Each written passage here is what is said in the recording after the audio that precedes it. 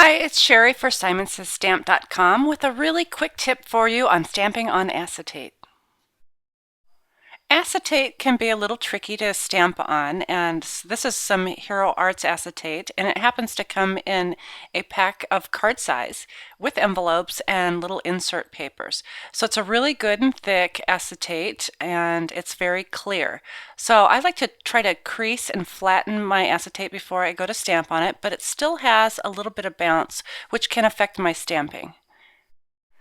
The easiest way I have found to get rid of the bounce is to use a little bit of tape to anchor my acetate to my work surface. So here I have some painter's tape, and I'll just put a little piece at the top and the bottom. You can use washi tape or masking tape or whatever it is that you happen to have handy. And I'll go ahead and press on the center here, and you can see that I don't have any more bounce. And this will help prevent any smudging when I go to stamp on it. So I want to talk to you really quickly about the inks, and I'm going to be using Stays-On ink. This dries perfectly onto acetate surfaces or any other type of non-paper surface. I will also be showing you a quick tip that I have with stamping with a wood stamp or wood block stamp onto the acetate. And one of the ways that I found to do this is to use my stamp positioner.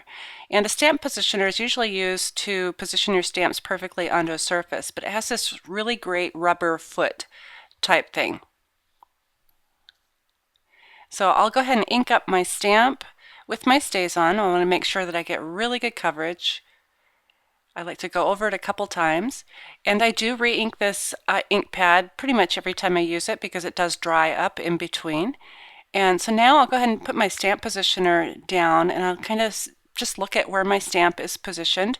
I'm going to press my stamp positioner down, and now I can go ahead and just put my stamp into that corner and press that down, and I'm not getting any slipping around when I go to stamp that. So go ahead and peel that up, and I have a perfectly stamped crisp image just by using that stamp positioner or Stamp-A-Majig.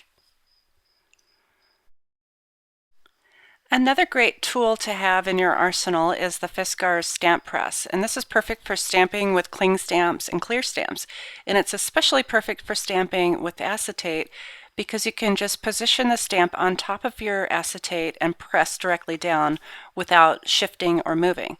So here I've inked this up again with my Stays-On, and I'll show you how you can just set it where you want it and press straight down, and then go ahead and run your fingers around the top just so you can get a really great image. You don't want to shift, and then I let it pop up on its own.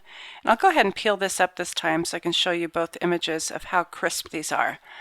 Now you will want the Stays-On to dry a little bit before you do anything like run your fingers over it, but the images are just very, very crisp.